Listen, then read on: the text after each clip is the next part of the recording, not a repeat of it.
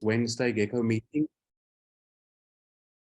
Just get that there. As you know, these meetings are presented every Wednesday afternoon. About once a month, we've got the HCC meeting. They're hosted by the South African Gastro Foundation in association with Project ECHO from the University of New Mexico. At about 2 o'clock, we had about 40 registrations from 13 sub-Saharan African countries, and also attendees from the United States, from the UK and Bangladesh that have registered. During the session, the chat will be open for questions. I'm just going to quickly share my screen here. I think it shares. And this is just a reminder of the IHPBA meeting that we're going to have in Cape Town in May 2024. Just about 18 months ago, we're very excited about this meeting coming our way. HCC that we're going to talk about today is going to be a big topic, and it's a pleasure for me also to welcome Alison Shamwama from the IHPBA Secretariat that is attending today's meeting. So today's meeting is about multi-omics in HCC in Africa, and it's really a privilege for me to introduce Dr. S Sobnach. He's a fellow with us here in Cape Town. He did pre- and postgraduate studies here, then spent some years in Toronto on a transplant fellowship. We're very happy to have him back. And he's running the multi-omics project in our unit here in Cape Town. So thank you very much, Sanjay. I'm just going to stop share and it's over to you.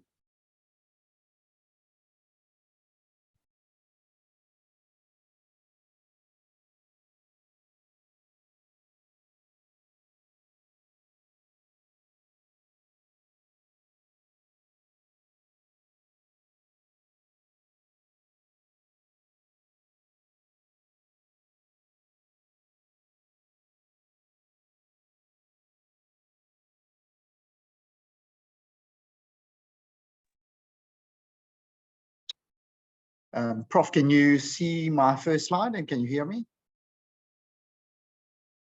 Yes, you can go. We see you clearly and we see your slide. Okay, thank you very much. Thanks again for the kind introduction. For the ECHO platform, thank you very much for allowing me to speak today. I think some of you might have seen this presentation in one form or the other quite recently at the HPV-ASA meeting. This is really something we're pushing for in Sub-Saharan Africa. We think we can do it. It will obviously take a bit of time and some struggles to get through, but we're quite positive in this journey. So it is a multi-omic perspective of hepatocellular carcinoma, state-of-the-art by Africans for Africans. I just want to say that this work is partially supported by Harry Crossley Clinical Fellowship awarded this year in the Faculty of Health Sciences a stimulus grant. I really also want to thank the Cancer Genomics Group at the International Center for Genetic Engineering and Biotechnology in Cape Town, who've really supported us in starting this project and you know, kind of assisted us in understanding how basic sciences can be applied to a very common pathology in Sub-Saharan Africa. And to all the funding, the seed funding they've assisted us with in the beginning. And I just want to remind people that I am not doing this on my own. This is really a massive team of very good people in Sub-Saharan Africa. And thank you to all of them for helping us with this.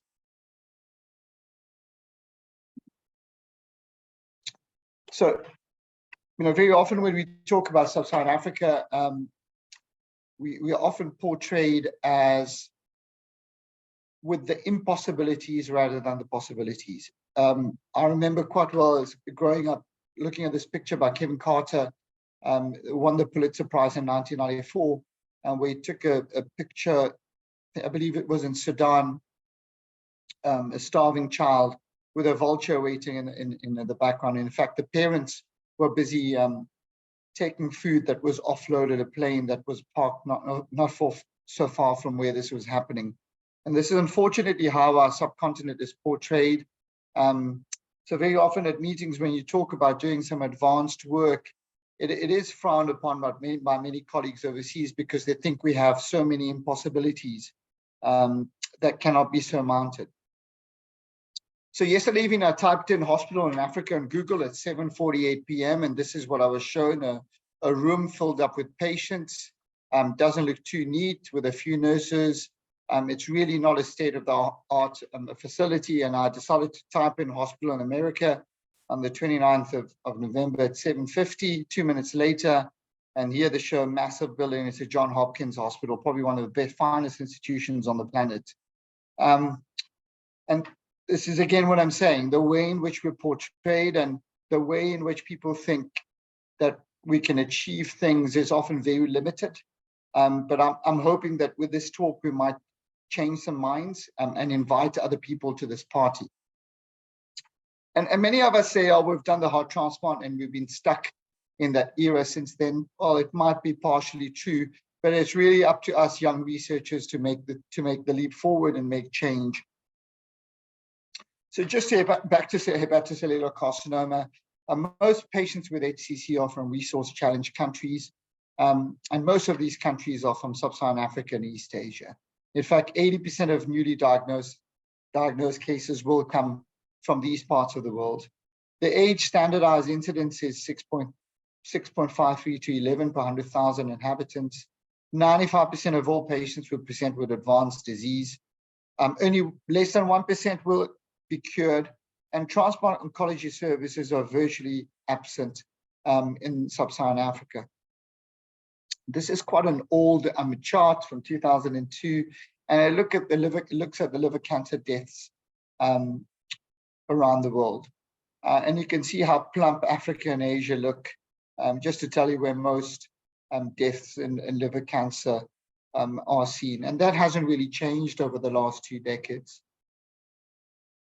So recently we started working on this systematic review of the management of HCC in sub-Saharan Africa. Spent quite some time retrieving every single paper we could that described the management of the disease and described some form of outcome. We were quite lenient when it came to that. We said even if they gave in-hospital mortality, we would accept that paper. So if you look at the map, the countries in the polka dots are all these countries that are included in sub-Saharan Africa without any sort of data and outcomes data regarding HCC. And the countries with various colors are where there is a publication or a couple of publications. So if you look at South Africa in green, we have 4 publications that describe the outcomes describe the management and outcomes of HCC. So we've identified 32 publications. And these are some of the lessons we've seen. So these papers were extracted from 1920 to 1922. About 25% of these papers are in French. We found that in some cohorts, up to 80% of the patients had non-cirrhotic HCC. The mean ages were from 32 to 61. About 40% are hepatitis B virus related. 8 to 50%, depending on the described cohorts, have metastatic disease. And the patients typically have very poor survival rates. And for us, really the dictum at this stage is that non-cirrhotic HCC in the young with very poor survival typifies the disease presentation in sub-Saharan Africa. So this is looking at hepatitis B. Again, this is quite old data from 2002, but you can definitely see where the core of the problem lies. It lies in Africa and Asia again, and that hasn't really changed over the years. So currently, how do we treat people with HCC? Well, we do rely on guidelines from overseas, and most of you will have heard about the Barcelona criteria. We still apply those in our unit, and we follow them as stringently as possible. However, let's just look at what we're dealing with here. If we look at HCC in high-income versus low-income countries, for us, these are really 2 different entities. In high-income countries, these are predominantly cirrhotic cancers. The median age is 65. MAFLD is really the main etiology and the rise, followed by hepatitis C and probably alcohol. You know, the real aim in those setups is to aim for survival of 70%. In sub-Saharan Africa, this is really a different ballgame. 40 to 80% will have non-cirrhotic HCC, depending on the cohort that is described. About 40% of them are HBV related. really the response to therapy is poor. There are very heterogeneous responses described in the literature. If you look at the sorafenib data, there's only one paper that's ever been published by Abbey et al. In the European Journal of Gastroenterology in 2020. The median survival in a cohort of patients is 106 days, and the range is 62 to 152 days. So a lot of us will say, well, it's due to the tumor biology of this disease. And in fact, if you read most transplant oncology guidelines lately, and you read the last paragraph of the discussion and the conclusion, it will generally say that there's more work that is required to understand the biology of the disease. So how do we assess biology in hepatocellular carcinoma? Well, we do tumor markers like an alpha-fetoprotein. Some centers have further studied the effect of CEA and CA19.9 and HCCs, but those remain controversial. We do contrast-enhanced cross-sectional imaging, and we survey patients with some form of imaging after some form of therapy. We look at histology whenever it's available. We look at whether patients have well, moderately, or poorly differentiated HCCs. But really, these are very crude approaches to the disease biology. They're only snapshots during HCC care. The availability and resource challenges settings is quite questionable at times. And is this really an accurate assessment of the tumor microenvironment? And having said that, in our setup, many patients with non-cirrhotic HCC will have normal alpha-fetoproteins. So how do we interrogate the biology of HCC in sub-Saharan Africa? So this is some work that was done by our omic team at the RCGB a while back. In fact, what this work on was on prostate cancer. And these are metabolomic analyses that showed that aggressive prostate cancer variants were associated with increased levels of these glycoproteins, glycoprotein B and A, and you can see these spikes are well present on the spectroscopy output. And how do we assess the tumor microenvironment? Probably one of the best ways to do this is to do single-cell RNA sequencing. This is some of the work I was involved in back in Toronto, where we used to retrieve caudate lobes from donor livers and do single-cell RNA sequencing on this liver tissue. I must say this was an extremely challenging process.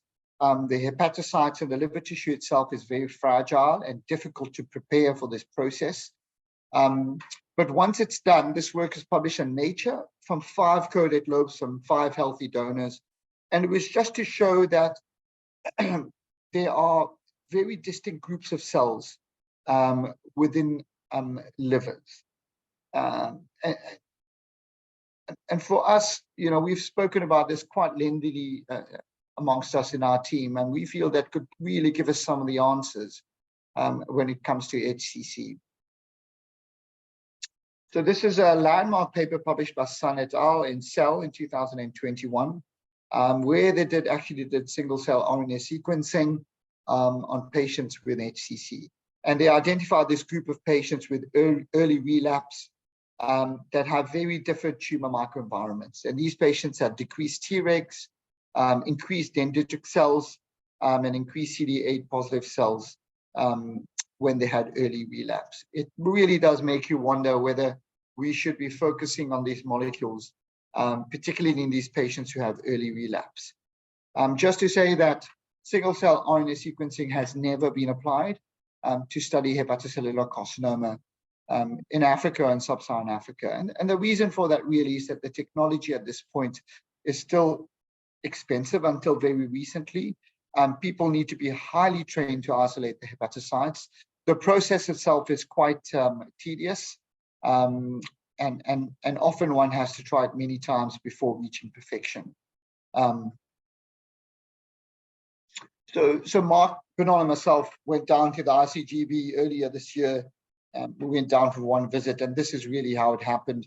We wrote everything on one big board. We went back again and refined things in the second session, and we came up with this. This is how we treat patients with HCC, generally speaking, at most institutions in the country. Patients obviously present with cirrhotic or non-cirrhotic HCC. All the patients who we include in this study must be treatment naive. There's a control group which I'm going to show in the next slide. And then we establish a diagnosis with contrast-enhanced cross-sectional imaging, AFP levels, and then on some occasions with diagnostic histology. We then have a REDCap database, and we document the performance status, the history, the clinical examination, the Child-Pugh and MELD scores. We do a hepatitis screen and HIV and a metabolic screen in some of them. We then compile all the investigations that have been done and look at the outcomes. And this is how we treat most patients. The great majority do get best supportive care. Neoadjuvant biologic systemic chemotherapy currently not available in the public sector. What we are really doing in our setup is probably ablation. TACE, TARE, and TAEs are very common. We do resection in a selected few, and transplantation is offered by some of our colleagues here and up in Johannesburg. And this is our protocol. So everybody who comes in with an HCC gets a blood sample taken. We do get tissue in patients who get liver resection, in those who've had a biopsy done for a lesion where we suspect it might be an HCC. So we preemptively collect tissue in these patients, or in an explant hepatectomy during a transplant. We then do metabolomics on the blood and tissue, genomics, proteomics, transcriptomics, which includes single-cell RNA sequencing on tissue and exosomal profiles, which we can do on blood and tissue. And then we do repeat those at follow-up. So if somebody gets a TACE and they get a repeat CT scan and an alpha-fetoprotein at 6 weeks, they get omic bloods repeated at 6 weeks' time. We then have these controls who are either completely healthy people, Hep B positive patients who are non-cirrhotic, and Hep B positive patients who are cirrhotic. According to our biostatistician, we're aiming for about 98 in each group to reach statistical significance. One of the main goals of this work is to build up liquid biopsy technology to diagnose, and also as a therapeutic aid, and to survey and drug development in these patients. Ideally, what we want to do in a couple of years is to identify these candidate molecules or metabolites that we can identify, that we can pick up on a machine and simple venipuncture.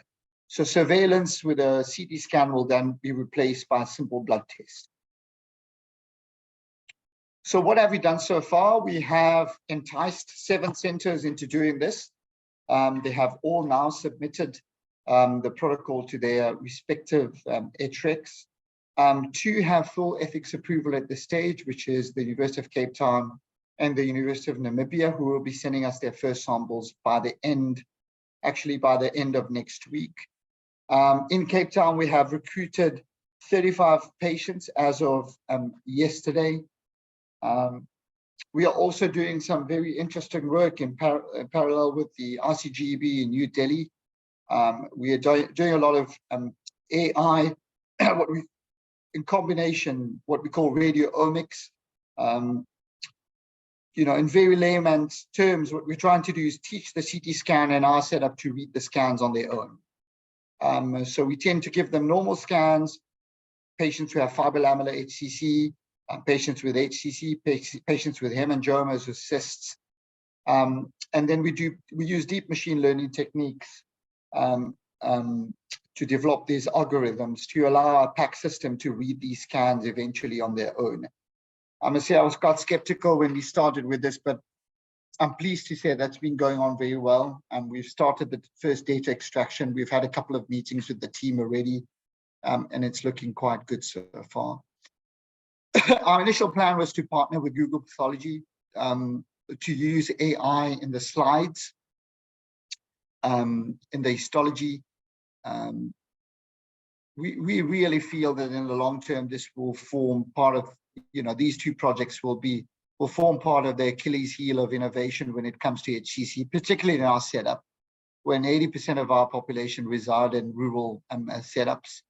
And we've gone and partnered with people we think can do this probably much faster and probably as good, if not better, our North American partners. So we partner with the IIT in Madras. In fact, funnily enough, most of Google and Microsoft senior members of staff and CEOs have all come out of that school. And we've engaged with them already, and the work is well underway. So we're quite excited about that portion of work. And at the end of the day, what we want to do is really combine this omic approaches, the single cell RNA sequencing, the AI work, the radioomics, and the AI work with the histopathology and the REDCap data into very complex deep machine learning systems, and have disease prediction models for HCC in Africa. We do recognize that it's going to involve a lot of work, and the quantum of data we will need to achieve this is very, very large. But that's why we're trying to get everybody enticed into doing this. I've been quite open about this. I said, I'm going to make this protocol public domain because I want everybody to do this. We're not going to be selfish. Like many of the other partners we worked with previously, we want everybody in Africa to do this. We want to help. We want everybody to engage and be proactive and suggesting what they think we could improve or change to make more efficient in this project. So what have we done so far? We have consolidated our REDCap database. I inherited it with about 130 patients. We have now consolidated this database. We have about 430 patients on it. It's a 20-year experience. 35 patients have been recruited into our multi-omic study. We have a 90% follow-up as far as these 430 patients are concerned.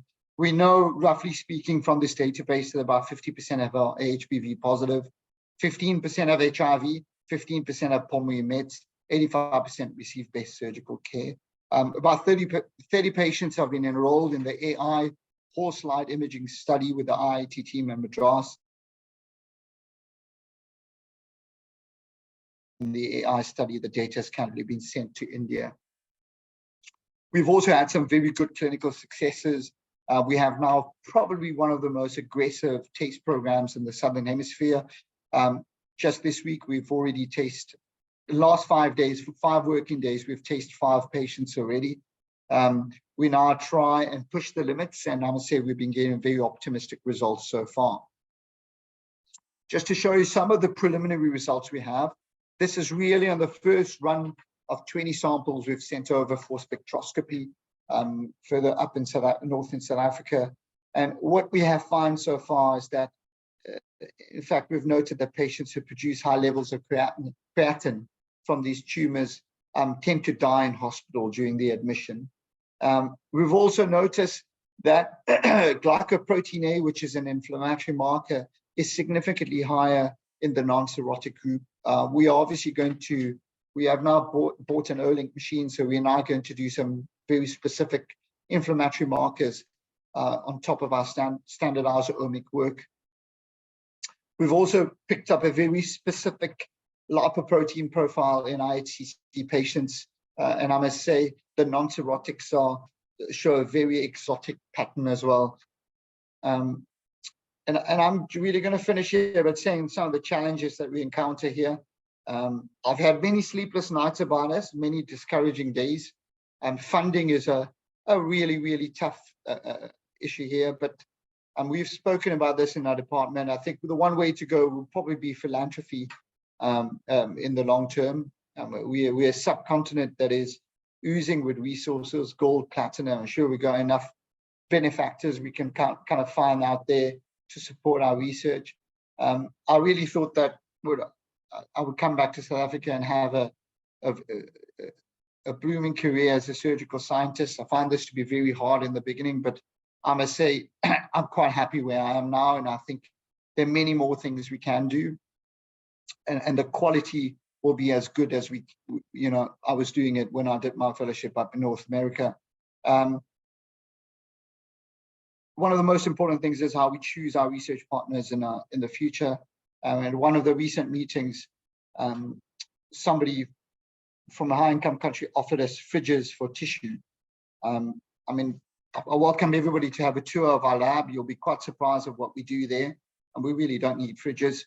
What we need is good partners, reliable people, trustworthy people we can share data with.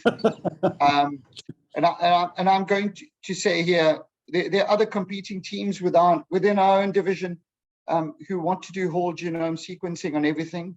I really think that's far-fetched. One has to be really, really careful about how we do this. We want to do sustainable and cost-effective research, and you must really target and choose your battles very carefully. And that's something me, Mark, Prof. Jonas, JC Klopp is in the department are never going to change. Our patients will always come first.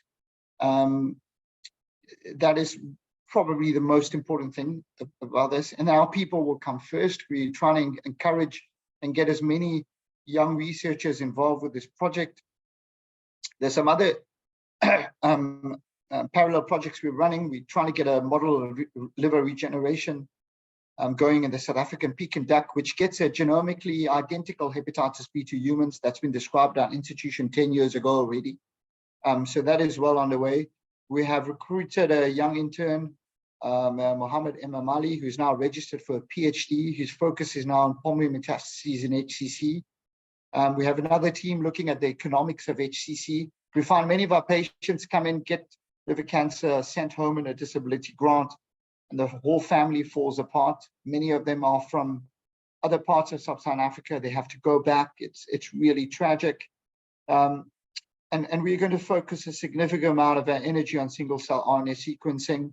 We have now identified more cost-efficient ways to identify hepatocytes and cells from liver tissue. So just the last thing, when we talk about cost effectiveness and sustainability, in November 2013, the ISRO, which is the equivalent of NASA in India, launched their Mars orbiter in Mangalyaan. It was supposed to last for 6 months, but it lasted for 8 years, and it sent precious data down to the scientists in India. In the same year, early in the year, in April 2013, I went for the premiere of this movie in Cape Town, where the Department of Astrophysics at the University of Cape Town actually spoke at the premiere of this movie. And Mangalyaan costed $75 million, and the movie Gravity costed $100 million US.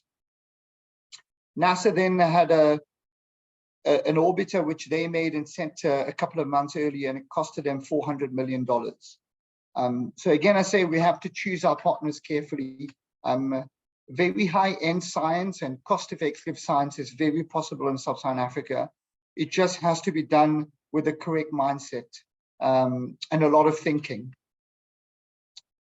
Before I end, I just want to thank some people. Del Khan has probably been my godfather in research since I joined this university. Paul Gregg, who taught me pretty much everything about liver transplantation. Marcus Selzner supervises my co-supervisors my PhD. Prof. Jonas, Professor Kloppers, Professor Bernon, a younger crew here have really supported me. Bilal Bobat, who I spoke to in Johannesburg, and I said I was going to do it. Probably the only person who said I wasn't crazy, but I also think he's crazy. Probably that's why he said this was a good project. June Fabian from the John Gordon Medical Center, and the people of radiology, Neelam, Ashley, and Gershwa, who, we speak probably every day, twice a day about this. Ian McGilvey and Trevor Reitman, and Stephen Gallinger from Toronto, who taught me most of my basic sciences. And last but not least, and probably most importantly, the people at the ICGEB, Mariette Vuom, Professor Luis Sabini and Stefano, who had left their jobs at Harvard to open the ICGEB here. Without them, we probably would have not done any of this. And just to finish with a bit of philosophy, I don't expect to see the fruits of this project. I'm really hopeful that the day I will retire, that there will be younger people that will take on this project. Like I say, society grows great when the old men, I'm going to add here, women plant trees, the shade of which they know they will never sit in. Thank you very much. I'm really open to any questions, queries. My email is easily available. And I really want to invite everybody to join us on this journey. Thank you very much, Sanju, for a fantastic talk. We also have some cases that we're going to discuss later. Mark Manon has some, and we've got some of our hepatologists on the meeting as well, I think, that will weigh in on some of the cases.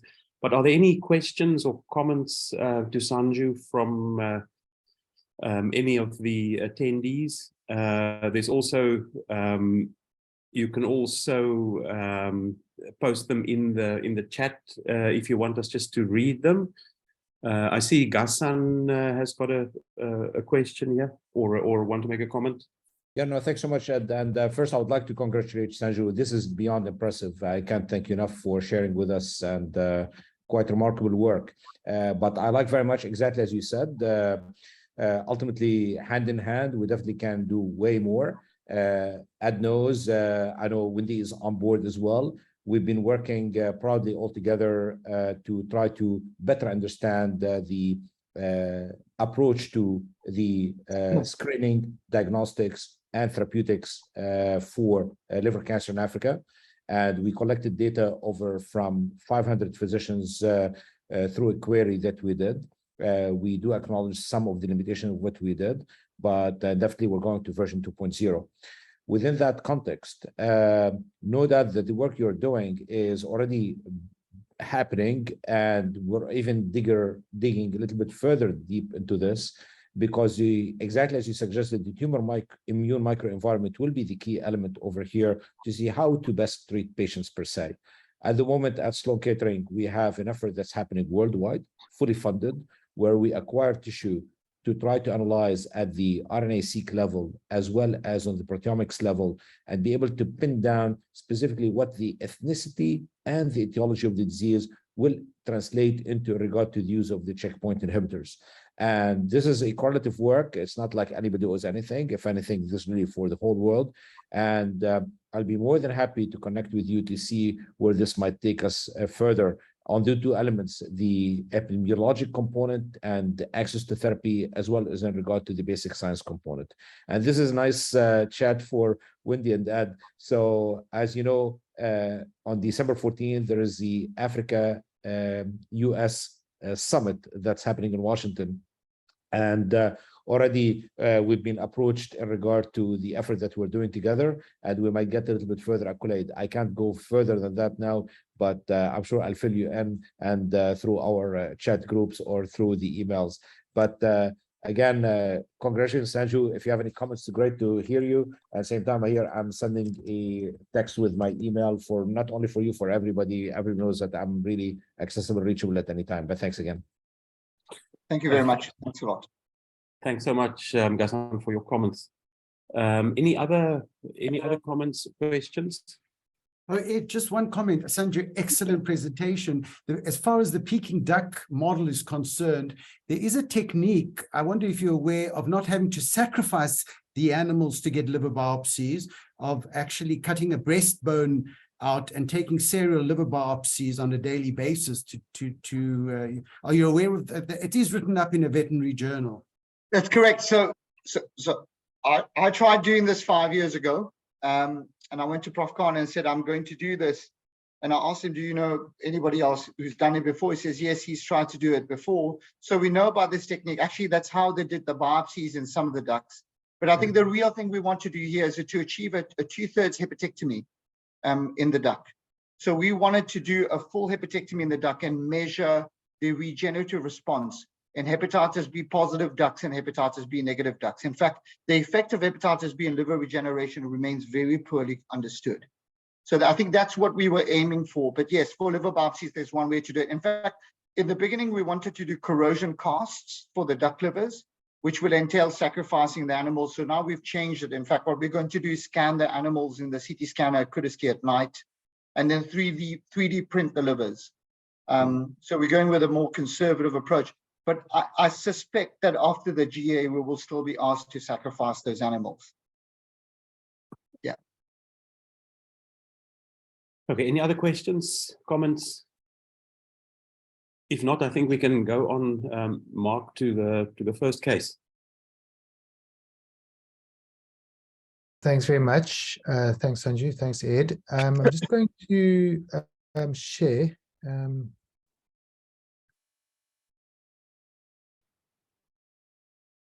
Can you see that? Yeah, we Yeah, can Mark, see it. Mark, Okay, it's just the presenter mode. It's Okay, not, change- you I'll just have to change it. switch the top, yeah. Is that better? Yeah. There we go. Okay. So the first case, if we may not have time to get to the second case. The first case is a patient that we in the process of managing and was a little bit unusual. And the second case, almost like if we get to the MDT discussion and we maybe appreciate some advice on what people think we should do. So the first patient, Mrs. NH, a 79-year-old retired teacher from East London, very supportive family, lives with her daughter on medical aid, but she just couldn't get the treatment that she needed in the Eastern Cape, and we couldn't get it authorized to be admitted in private care, so we transferred it to Grooterschuur. No smoking history, that's an error. She doesn't really use alcohol. No family history of note. She was diagnosed with hepatitis C over 4 years ago, and the serotype that was done then was 5A. And that's the first, well, one of the things that's unusual is that we just don't see a lot of hepatitis C. Type 2 diabetes, previous spinal surgery. And then she presented to her GP recently with lower limb edema, noted to have deranged liver functions, which prompted an ultrasound. The ultrasound detected a liver lesion in segment 2-3 of the liver, which then resulted in a CT scan. We'll review her imaging later. The medication that she's on is listed over there. On examination, like I said, not jaundiced, bilateral pedal edema, no encephalopathy, no real features of liver disease. Her abdomen is not distended, no ascites, no probable hepatomegaly or splenomegaly. Good performance status for her age. I mean, she is almost 80. Talp score A, MALT score 6. You can see the blood results there. Of note, her alpha fetoprotein was only 15. And like I said, the hepatitis C positive. Normal echocardiogram, and she's HIV negative. I'm just going to move on to show, sorry, just move this. The scan. So this is the, so when she got here, although the lesion could be well seen and it was a LIRAD 5 lesion on CT, we decided to get an MRI just to make sure, and a primavist MRI just to make sure that we weren't missing any other lesions. So this was the arterial phase, and you can see this hypervascular lesion coming up now in segment 2-3 of the liver with a hyper-enhancing capsule, and it was 38 millimeters in its maximal diameter. There were no other liver lesions, and there was no evidence of extrahepatic disease. So then this, I just want to go on to the portovenous phase. This is the portovenous phase, and as you're going to see, it washes out with a with sustained capsular enhancement. So this meets the criteria for a LIRAD 5 lesion. So, you know, we were faced with a number of options, and I mean, you could argue that you could consider in this patient any of the 3 curative treatment options.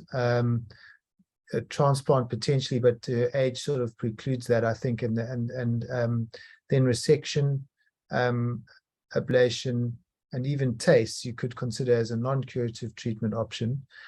It is resectable, but we were reluctant to go down that route because of her age, and so we elected to ablate it. But you know, ablation is well described for lesions up to 5 centimeters, but we know that it works best for lesions smaller than 3 centimeters, and this lesion measured 38 millimeters. So we decided to combine ablation with TACE, and there is some evidence to support that. There's been about 15 meta-analyses written, and a lot of them do suggest that there is a benefit of combining TACE and microwave ablation, and that microwave ablation tends to, or ablative therapies tend to fail more peripherally in the lesion, and which is the opposite of TACE. But I went and looked, and one of the things that this is the latest Cochrane review on this, and you can see that they identified they went through 135 full text records, and eventually excluded all of them, because there really are problems with every single study that's been done looking at this. And that just made me think that this is an area that, if you consider the number of patients that we're seeing now, and the fact that TACE is readily available, and so are ablative therapies, that maybe this is an area where we can do a well-constructed randomized trial in South Africa, looking at a combination of TACE and ablation versus just ablation. So that's the first point, and this and we can maybe discuss that just now. But then, with regards to the hepatitis C, I know Wendy's here, and there's a couple of things. We see lots of patients with hepatitis C, and I just thought maybe it'd be interesting for the surgeons involved to discuss the medical therapy in this patient, and the timing of the therapy, and that sort of thing. Wendy, I don't know if you would like to make any comments about that. Yeah, thanks, Mark. So, I mean, I think she typically represents the genotype 5 that we see in our older patients. So South Africa, as you know, is a pan-genotype 1, 2, 3, 1, 3, 4, and 5. Our older patients, sort of ages between 55 and 70, tend to be genotype 5. And usually there's a background that they've actually had blood products or surgical procedures in the past, where our younger patients are mainly genotype 1 and 3, and they increasingly are associated with injecting drug use. So she typically would be what we would expect in terms of a genotype. In terms of our DAA therapies, up until now, we've had to actually apply for a Section 21 to actually get access to the DAA therapies, but from January of this year, it's actually registered, and in fact, anybody can motivate and prescribe, and we will have access to soft liposphere, which is fine except for genotype 2 and 3, and soft valproaticin, which is pan-genotypic and can be used for all, including genotype 5. So if we look at the indications for DAA therapy, in fact, anybody, there are no contraindications to DAA therapy, and there's really no difficult to treat groups anymore. The only sort of proviso in terms of which you would wait is if you felt that the 1-year mortality was going to be less than 50%, and you weren't going to be able to do anything to change that. So this is somebody who certainly does meet criteria for treating hepatitis C. It's 12 weeks of therapy, very easy to take, very few side effects. And our feeling, we thought that we should get her, see what the plan was in terms of actually managing the lesion. And if this looks like it's responsive, then actually put her onto treatment, which will be 12 weeks. So there's really no contraindication. We just felt that we should wait and see whether she is going to be, whether we'll have any effective response to the ablation therapy. Okay. And then, Wendy, I know that we've transplanted at least one Hep C patient with HCC. Was there at one stage a concern that there was an increased incidence after initial treatment, or is that not really an issue anymore? So if you look at patients who are treated for hepatitis C, if they've got advanced fibrosis and they have cirrhosis, even if you cure them, which over 95% will be cured, you still need to keep them into surveillance. So at one stage, there seemed to be a signal that following treatment of DAA therapy, there might be an increased risk of developing HCC as opposed to our previous therapies with pegylated interferon and ribavirin. But I think if you look at the data, that's sort of overall data, it probably relates to the fact that the patients who were treated with interferon therapy were not cirrhotic, they didn't have advanced fibrosis, so they were early on, and their risk of actually developing risk of HCC after cure is very low. Whereas with DAA therapy, you can use it in compensated, decompensated cirrhotics. So I think it really reflects rather the more severe patients that we're treating with DAA therapy, rather than DAA therapy per se being a risk for developing HCC. But I think the important thing to remember, if they have advanced fibrosis or cirrhosis, you need to keep them in surveillance. And so, as you rightly said, we've had a few patients now who have been treated. We have developed HCC following successful treatment, and we've had successful resections of them. So I think that's something that one just needs to bear in mind. And importantly, they need to be very strict 6-monthly surveillance of these patients. Okay, so we did the TACE, I think it was at the end of last week in the ablation. So the other thing, interesting thing, we did those almost simultaneously. So she had the TACE first, followed immediately by the ablation. And I'm not sure if there's good evidence on whether you should wait or whether you should do them simultaneously. We just felt that was easier, and she's handled it really well. And she's going to have a follow-up imaging on Monday just to see that we've as our new baseline, and then we'll let her go back home for Christmas and follow up in the new year. And if it looks like we've got everything under control, then she'll probably be managed for the hepatitis C.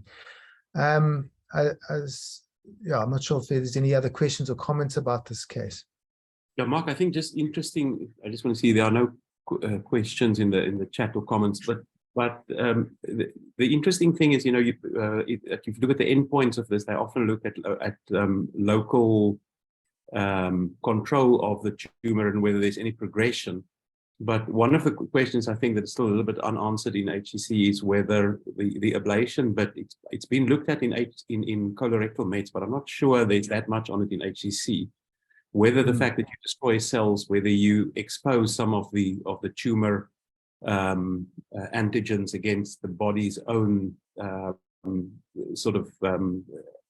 immunity, whether that will eventually make a difference in the long-term survival as well.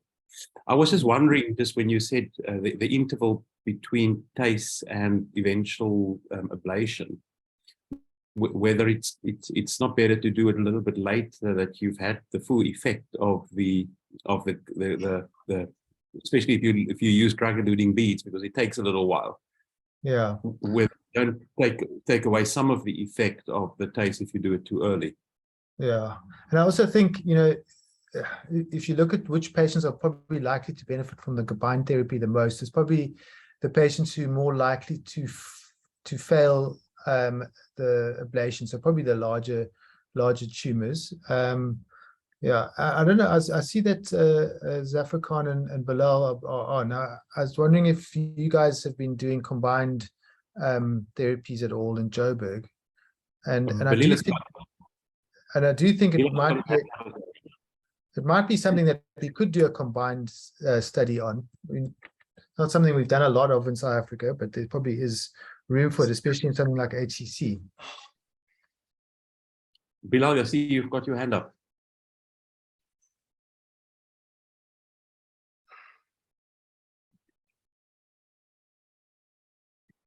Bilal, I think you just have to unmute. Sorry, I thought I had unmuted. So apologies, my hand went up before the question was asked. In terms of combined therapies, we have used a combination of local and systemic therapies, especially now that the newer agents are out. And I was wondering whether she wouldn't be a candidate for Atazos-Bev as a systemic therapy. My concern here would be that lesion looks very peripheral. It looks like it's just under the capsule, and with that sort of ablative therapies, we are going to be running the risk of potential rupture. Yeah, am I correct in just having just had a quick look at that scan? Yeah, it is just below the capsule. I mean, we haven't really we've ablated quite a lot of lesions. We haven't really had that problem. And I mean, she has now also had an embolization, so at the same time. So I'm not too worried about that. You know, like I said, if this was a younger, fitter patient, we would have resected it. We probably would have done it endoscopically. But our reason was that she's nearly 80. She's frail. And that was our thinking here. So, you know, I think from an oncological point of view, a resection here would have probably been the best treatment, but I'm not sure for her it was the best treatment. Bilal, if I may ask, do you have a routine for this, or have you tried it as well, the combination of TACE and local ablation, microwave ablation, or radio frequency ablation? So honestly, we don't do much microwave or ablation or up here. Our two main modalities of therapy are TACE and TARE, and then the surgical options, including transplantation. And if none of those, we then go on to systemic. So honestly, I can't comment too much on local ablation. What is interesting is that our rad oncs have recently just come back from a further training conference where they feel that they've actually been underdosing our TARE patients, and they've come back with a few new tips and tricks. So we're going to be trying that out, and I mean, already we've had fantastic results with the TARE. So it's going to be interesting to see how that develops.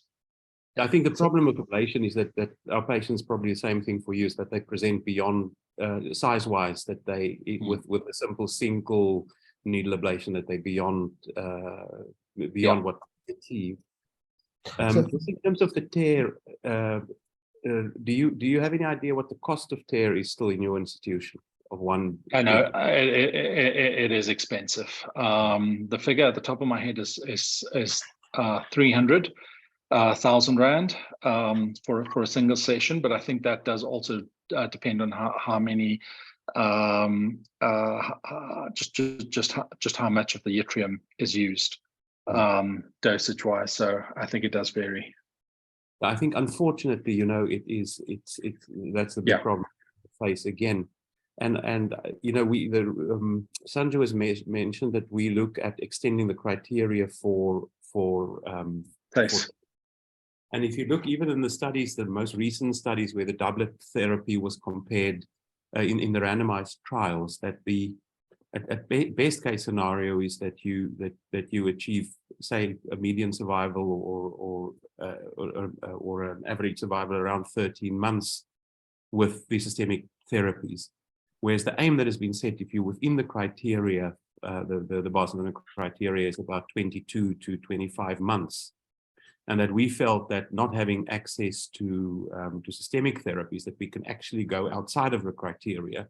And as long as we achieve survival equal to or even a little bit worse than the treatment that cost probably 100 times the price of a TACE, and that's the whole drive behind us extending the criteria for TACE. We don't have the other option, so let's just go for TACE, and we try to achieve the same results. Yeah, I think TACE is a fantastic modality for exactly those purposes, especially with the fact that it is as cost effective, you know, compared to pretty much any other option, including the basic systemic therapies that are additionally so poorly tolerated. So no, I'm a big proponent of these embolization therapies. No, and I mean, TARE, as you mentioned, is really the future. There are no good trials, but certainly what you see at meetings where they do sort of radiological hemiapatectomy, is basically take out the whole half of the liver. I'm sure there must be some complications that are not shown, or people are less prone to showing them. And the other interesting thing is that TACE, it's being used as an adjuvant or neoadjuvant therapy, you know, especially in patients with high AFP levels before we resect. But there's also some evidence coming now that using it as an adjuvant therapy after resection by doing a TACE, that the outcomes are better. I think it's still not very robust data, but probably certainly something we have to look at in future as well. And Mark, just a comment on a further comment on the Hep C. The good thing about these options that you've put down is that you're not really going to have drug-drug interactions complicating your therapy with the hepatitis C treatment. So all of this can happen concurrently. Yeah. So just one other thing, I was just thinking about, so TACE, when it's done with palliative intent, then I couldn't, then I think there's some evidence for the systemic therapies. I'm not sure how much evidence there is for it when you're doing it like curative intended treatments. So like after a resection or after an ablation that's done with curative intent. But that's, I'm not sure about that. Yeah, Bilal, you want to comment?